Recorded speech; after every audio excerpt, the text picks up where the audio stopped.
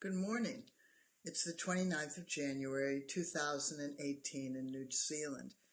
And today I want to talk about this very sensitive issue about sexual abuse and giving birth. It's in the news now, for certain, in the United States. The Me Too movement, it's just all over the place. The statistics of women and men being sexually abused is actually astoundingly quite high. And when I had my first child in 1970, sexual abuse was something that was absolutely, really not talked about. But by the 80s, the danger stranger, or stranger danger, was very much on people's minds.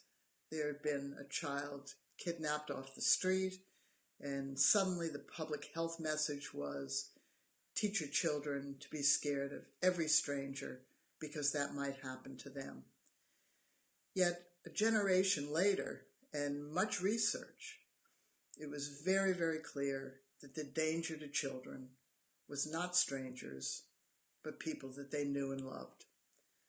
And Oprah came out about having been sexually abused when she was a child. And actually the way that she inferred was that it actually was a pleasurable experience, and that a lot of sexual abuse can also be very pleasurable, and that's where the whole issue of the grooming through the Catholic Church also became big news. And so we are dealing with a large number of people who have been sexually abused, and we are dealing with a larger number of people who have had uncomfortable and what I call stupid sex. And that's part of what's in the news now. Is somebody a sexual harasser, or are they just being stupid? And both men and women can have stupid sex. So when we started to talk about sexual abuse, it actually arose from a birth.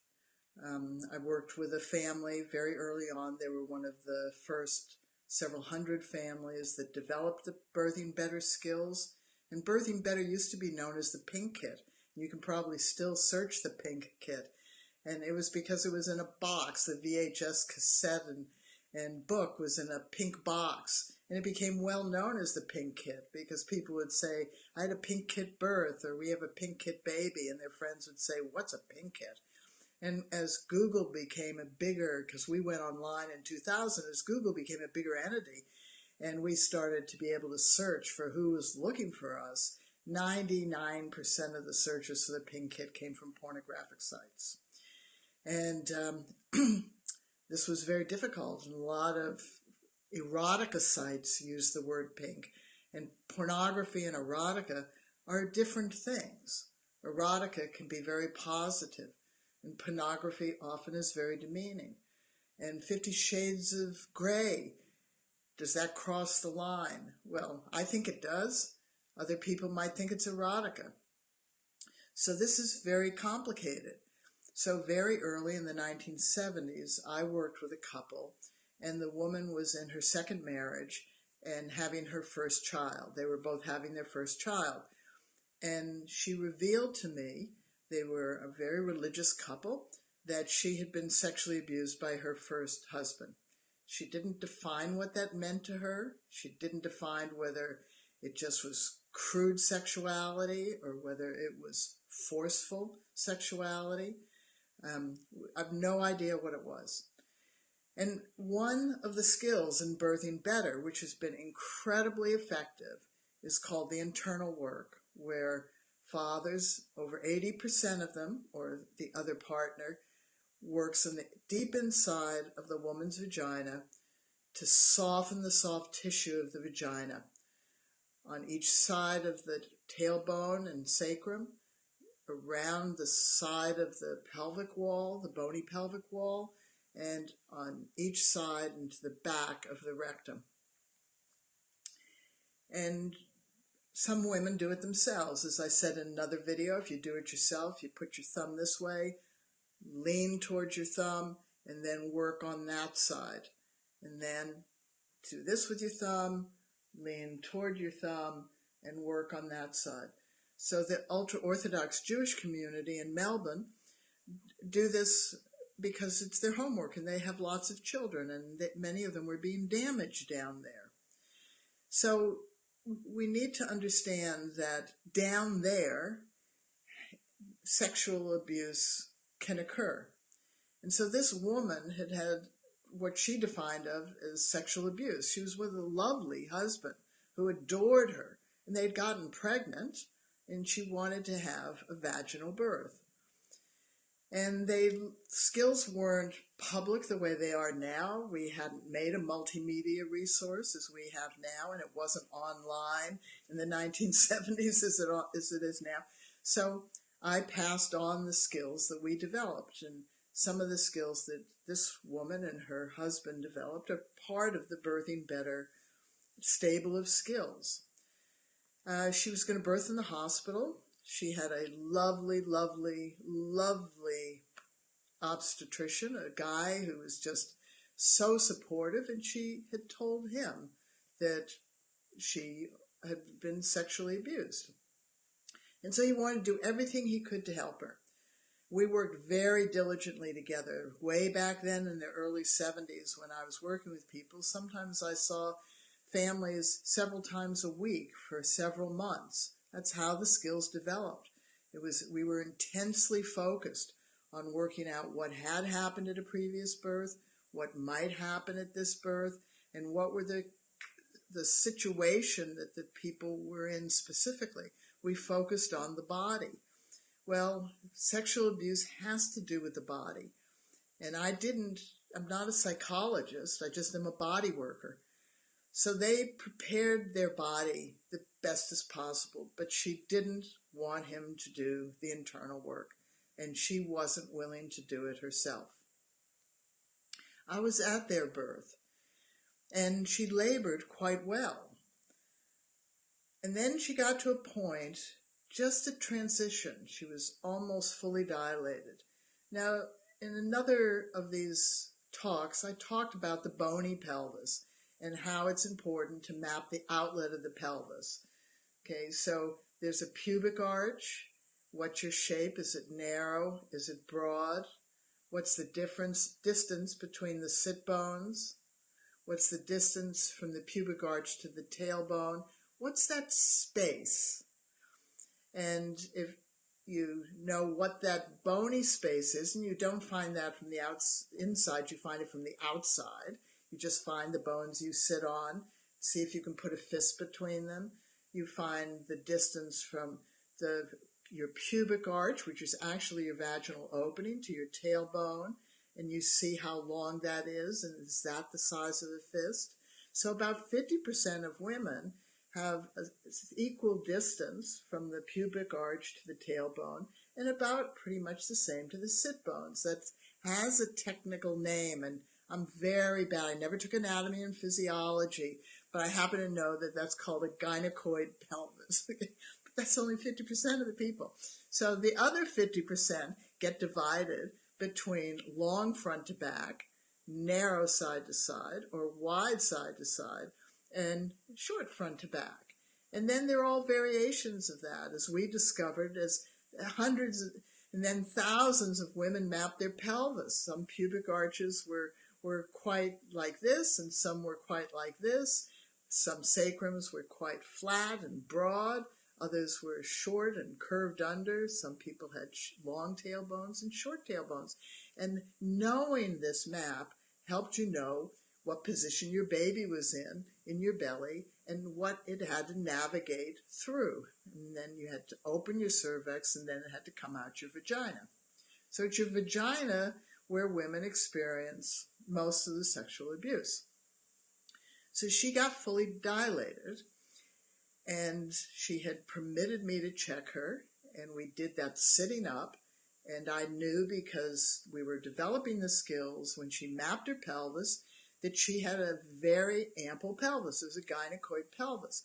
She didn't have a big baby, so the baby was going to fit in her pelvis, and when the doctor checked her, or I checked her, the baby was well curved into the top of the vagina, which meant that the baby was already engaged, or a zero station, and once she dilated, that baby was going to come down and out the vagina.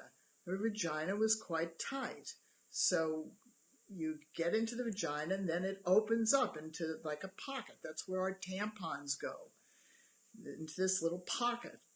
And so she had a lot of space down there. There wasn't anything hindering her from having that baby, but she just stopped when she was fully dilated. She got grouchy, so we reorganized. The doctor helped her to reorganize. Her husband was there for her, and nothing any of us did in the next 3 hours made one bit of a difference. She just shut down, and that was it.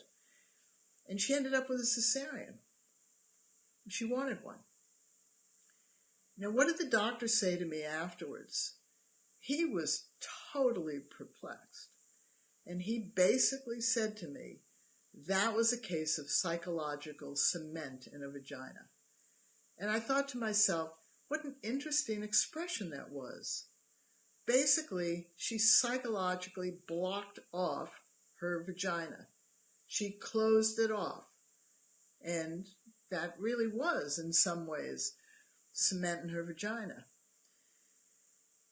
So what did we do after that?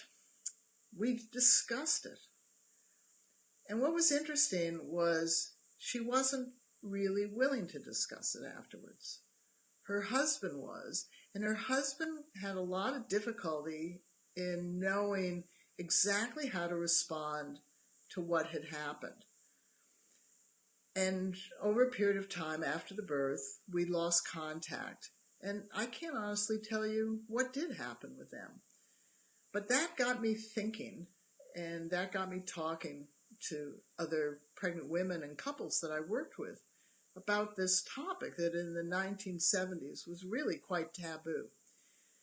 And what we ended up deciding sort of over a period of time, over a 10-year period of time, with hundreds of families, was this.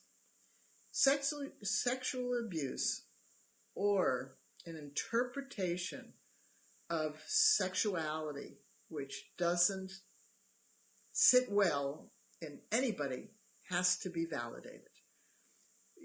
You can't go back and say, was this abuse, or was this stupid sex, or whatever. It has to be validated. That's a person's interpretation of their sexual experience. And 99% of it occurs in women's vaginas, some in their anus, and some obviously in their mouth. We can go on to that. But it's down there mostly. So we started to look at what happens down there. We pee, we poop, we have vaginal infections, we put in tampons, and sometimes we go find them when we can't find them. We sometimes help our partner to get inside us. Since the mid-'80s, people have used sex toys. We do a lot of things down there, a lot of things. We have bladder infections down there. Obviously, with our periods, we bleed down there. A lot of things happen down there. And every time something happens down there, women who have had sexual abuse don't cringe. And this was the most important understanding. It's only some things that trigger that sexual abuse reaction. It's not everything that we do down there.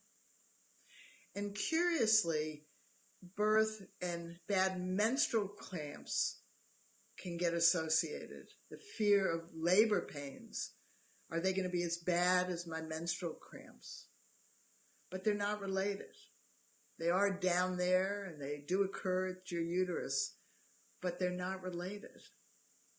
Giving birth is its uniqueness. Labor contractions and labor pains are its uniqueness. Anybody who's had bad menstrual cramps and then had a labor know that labor pains are not the same as bad menstrual cramps or menstrual pains. And once we started to realize, by asking the question of people who seem to perhaps have been sexually abused or who actually actively admitted it, do you pee down there? Do you get cringy every time you pee? No. How about when you poop? No. What about when you have your menstrual period? Yeah. Ever fish out a tampon? Oh, yeah. You sometimes help your partner? Yep. Use sex toys? Some do. Quite a number do. So once we asked that question and women could say, no, mostly I'm fine down there. Okay, I've had yeast infections, I've had bladder infections, I've had a lot of things happen down there that I'm not worried about at all. Then women could say, I can compartmentalize that memory of sexual abuse, and I do not have to associate it with giving birth. This changed everything. So even today when I work with midwives, they tell me that their clients who have admitted to being sexually abused are the ones who have the most difficulty birthing. And I tell them they're not birthing better families, because we realized we could use any reason at all. Menstrual cramps, right? Use any reason to not go through that journey of labor pains, birthing. There are a million, maybe I shouldn't say a million, I've heard hundreds of the reasonable reasons why not women just stop allowing a birth to occur and end up with a cesarean. I can't tell you how many reasons. One of them, very popular one, is I couldn't be bothered. So couldn't be bothered. I'd had enough. That was it. So when that doctor said cement in the vagina, I actually now understand what he means. Women use lots of reasonable reasons why they won't continue to labor and work through the hard work of labor and permit a vaginal birth to happen. Lots of reasons. Sexual abuse is one of them. And actually, it's a lot easier to get women who have been sexually abused to change their mindset once they realize that they do a lot of things down there than it is for people to change their psychological mindset about how hard they are willing to work to birth their babies and participate in a vaginal labor and a vaginal birth. So there I am for the day, and I'll talk to you again tomorrow. Thank you.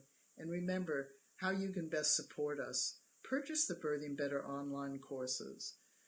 Share this video with people. Like our Facebook page. Make comments about your experience. And tell people that you know and that you love that it's really important that they become skilled to birth. And if you know someone who has been sexually abused and is fearful of their birth, of labor and a vaginal birth, ask them those questions. Do you pee down there? Do you poo? Do you have your menstrual period? Have you had a bladder infection, a yeast infection? Have you ever fished out a tampon?